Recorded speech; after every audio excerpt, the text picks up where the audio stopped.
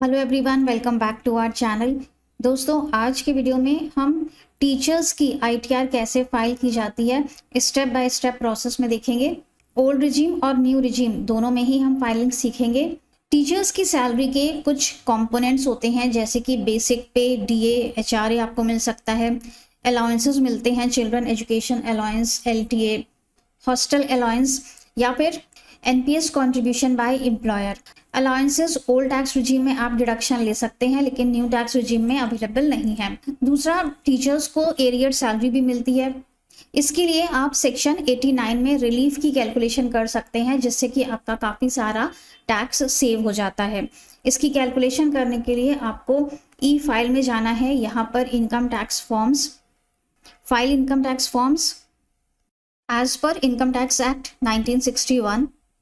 इसी में आपको मिलेगा form number 10E, tax exemptions and reliefs for claiming relief under section 89 by a government servant और an employ in a company, cooperative society, local authority.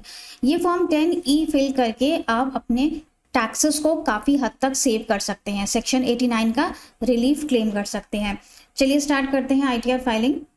E file में जाएंगे, income tax returns, file income tax returns, assessment year 26-27, online mode, continue. ITR 1 को हम resume कर लेते हैं, लेकिन आप स्टार्ट न्यू फाइलिंग से स्टार्ट करिएगा। ओके, सबसे पहले पर्सनल इंफॉर्मेशंस, फाइलिंग सेक्शन, इसमें सेक्शन 139(1) रहेगा। इसके बाद आपको रिजीम सेलेक्ट करनी है। न्यू टैक्स रिजीम में जाना है तो नो पर क्लिक करेंगे, और ओल्ड टैक्स रिजीम में जाना है तो येस पर क्लिक करेंगे। ओल्ड टैक्स रिजीम में जब आप जाते हैं तो आपको अलाउंसेस का डिडक्शन मिलने लगता है, और अगर आपने 80C, 80D, 80DDB या बैंक इंटरेस्ट के लिए 80TTA इन सब में इन्वेस्टमेंट्स किए हुए हैं और आप डिडक्शन क्लेम करना चाहते हैं, तो वो भी आपको ओल्ड टैक्स रिजीम में ही मिलते हैं। न्यू टैक्स रिजीम में आपको अलाउंसेस का एग्जेम्पशन नहीं मिलेगा और ना ही आपको कोई अदर डिडक्शंस मिलेंगे, लेकिन यहाँ पे टैक्स रेट्स काफ़ी कम हैं, तो दोनों को कंपैरिजन करना बहुत ज़रूरी है कि कौन सी रिजीम आपके लिए बेटर रहेगी। कंपैरिजन करने के लिए इनकम टैक्स ने अपना कैलकुलेटर भी दिया हुआ है। यहाँ पर आपको इनकम टैक्स कैलकुलेटर मिलता है। इसमें आप अपनी फिगर्स को फीड करके कैलकुलेट कर सकते हैं कि कौन सी रिजीम आपके लिए ज़्यादा सही रहेगी। इसके बाद नीचे बैंक डिटेल्स हैं, जिसमें कि आपके बैंक्स डिस्प्ले होते हैं, और किसी भी एक बैंक को आप रिफंड के लिए नॉमिनेट कर लेंगे। कंफर्म। इसके बाद है ग्रॉस टोटल इनकम। सबसे पहले सैलरी है, एडिट पे क्लिक किया। सैलरी एज पर सेक्शन 17(1), ये अमाउंट आपको अपने फॉर्म 16 से मिल जाएगा। फॉर्म 16 नहीं है आपके पास तो आप अपनी बैंक स्टेटमेंट से 12 महीने की सैलरी ऐड करके ले सकते हैं। इसके बाद एग्जेम्प्ट अलाउंसेस हैं। अगर आप न्यू रिजीम में फाइलिंग कर रहे हैं तो अलाउंसेस आपको नहीं मिलेंगे, लेकिन अगर आप ओल्ड टैक्स रिजीम में फाइलिंग कर रहे हैं तो यहाँ पर आप अलाउंसेस को ऐड कर सकते हैं। जैसे कि इसमें एलटीए के लिए है, सेक्शन 10(14) के अलाउंसेस हैं। जो भी आपके फॉर्म 16 में दिए गए हों वो आप यहाँ पर क्लेम कर सकते हैं। एचआरए भी आप क्लेम कर सकते हैं, लेकिन अगर आप न्यू रिजीम में जाएंगे तो आपको कोई भी अलाउंसेस नहीं मिलेंगे।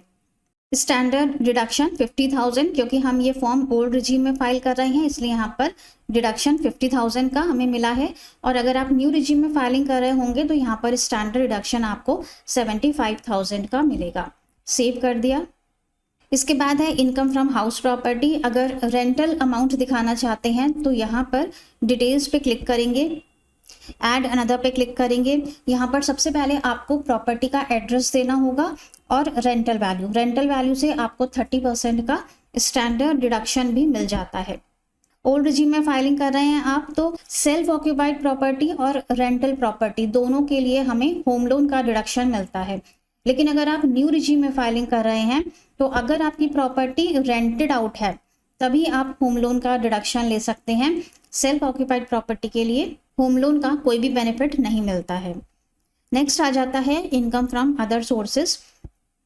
यहाँ पर जो भी फिगर्स डिस्प्ले हो रही हैं ये आपके AIS से यहाँ पर आ रही हैं। आपको एक बार चेक कर लेना है अपनी बैंक स्टेटमेंट से कि ये सारी फिगर्स सही हैं। बैंक स्टेटमेंट में चेक कर लीजिए सेविंग बैंक का इंटरेस्ट, डिविडेंड इनकम कितनी मिल रही है, और इंटरेस्ट फ्रॉम डिपॉजिट्स, इसके लिए आप बैंक से सर्टिफिकेट ले सकते हैं। उसमें मेंशन रहता है कि आपकी एफडी पर कितना इंटरेस्ट उन्होंने दिया है। नीचे ग्रॉस टोटल इनकम आ जाएगी, और इसके बाद है एग्जेम्प्ट इनकम। यहाँ पर आप कोई एग्जेम्प्ट इनकम, गिफ्ट हो या पीपीएफ का इंटरेस्ट है, वो सब रिपोर्ट कर सकते हैं। नेक्स्ट आता है लॉन्ग टर्म कैपिटल गेन। आपके इक्विटी शेयर्स या इक्विटी म्यूचुअल फंड्स पर कोई भी लॉन्ग टर्म कैपिटल गेन है और वो 1.25 लाख रुपए से कम का है, तो आप यहाँ पर रिपोर्ट कर सकते हैं। इसके लिए आपको ITR 2 फाइल करने की ज़रूरत नहीं है। कंफर्म कर दिया। टोटल डिडक्शंस पे आ जाएंगे। यहाँ पर डिडक्शंस हाईलाइट हो जाएंगे क्योंकि हम ओल्ड रिज्यूम में फाइलिंग कर रहे हैं। आप 80C में क्लेम कर सकते हैं। 80 CCD 2 है NPS contribution by employer. Then 80D है जिसमें मेडिकल एक्सपेंडिचर के लिए आप क्लेम कर सकते हैं। एडिट पे क्लिक करेंगे और अपना अमाउंट फिल करेंगे। और इसमें एक और इम्पॉर्टेंट है section 80 TTA interest on saving bank account. यहाँ पर भी जितना आपका सेविंग बैंक का इंटरेस्ट है वो आपको एज अ डिडक्शन मिल जाता है, लेकिन इसकी ओवरऑल लिमिट है 10,000 से ज़्यादा आप यहाँ पर क्लेम नहीं कर सकते हैं। कंफर्म कर दिया। नेक्स्ट टैक्सेस पेड का शेड्यूल है। सबसे पहले शेड्यूल TDS 1 है जिसमें आपकी सैलरी का TDS यहाँ पर डिस्प्ले होगा। शेड्यूल TDS 2 है जिसमें आपकी FD पर कोई भी TDS डिडक्ट हुआ है तो वो यहाँ पर डिस्प्ले होगा। और अगर आपने कोई एडवांस टैक्सेस पे किए हुए हैं तो वो यहाँ पर advance tax and self assessment tax वाले कॉलम में डिस्प्ले हो जाएंगे। कंफर्म किया। लास्ट शेड्यूल आता है टैक्स लायबिलिटी का। यहाँ पर आपकी टैक्सेस की कैलकुलेशन हो जाएगी। Gross total income, total deductions आपने कितने क्लेम किए हैं, कंप्यूटेशन ऑफ टैक्स पेबल, यहाँ पर पूरी डिटेल्स आएंगी। और अगर आपने फॉर्म नंबर 10E फिल करके सेक्शन 89 का रिलीफ लिया है तो वो आपको यहाँ पर मिलेगा पॉइंट नंबर D6 में, रिलीफ अंडर सेक्शन 89। और यहाँ पे नीचे इंस्ट्रक्शंस भी लिखे हुए हैं। Fill form 10E to claim relief. इस फॉर्म के अंदर जो भी आपका रिलीफ का अमाउंट कैलकुलेट होकर आएगा वो अमाउंट आपको यहाँ पर ले लेना है और इससे आपके टैक्सेस काफ़ी हद तक कम हो जाते हैं। इसके बाद हम कंफर्म कर देंगे। प्रोसीड टू वेरिफिकेशन करेंगे। अगर आपका टैक्स पेबल बन रहा है और टैक्सेस का पेमेंट करना है तो यहाँ पर फिगर हाईलाइट हो जाएगी, you need to make a payment of rupees this. और अगर आपका रिफंड बन रहा है तो यहाँ पर रिफंड का अमाउंट आ जाएगा। नीचे स्क्रॉल करके आना है। अगर टैक्सेस हैं तो यहाँ पर पे नाउ हाईलाइट हो जाएगा। आप अपना सेल्फ असेसमेंट टैक्स का पेमेंट कर सकते हैं। सेल्फ असेसमेंट टैक्स कैसे पे किया जाता है ऑलरेडी चैनल पर वीडियो अपलोड है। और अगर आपका रिफंड बन रहा है तो यहाँ पर अपलोड का ऑप्शन हाईलाइट हो जाएगा। आप अपनी ITR को प्रीव्यू करके अपलोड कर सकते हैं। अपलोड करने के बाद आपको आधार OTP से उसे E-वेरीफाई करना है और कुछ ही दिनों में आपका ITR प्रोसेस हो जाता है अगर इसमें ज़्यादा रिफंड आपने क्लेम नहीं किया है। तो ये था पूरा प्रोसेस टीचर्स की ITR फाइल करने का। अगर हमारी पेड सर्विसेज चाहते हैं ITR फाइलिंग के लिए तो हमारे WhatsApp नंबर पर कॉन्टैक्ट कर सकते हैं। मिलेंगे नेक्स्ट वीडियो में। Till then stay safe and healthy. Bye bye.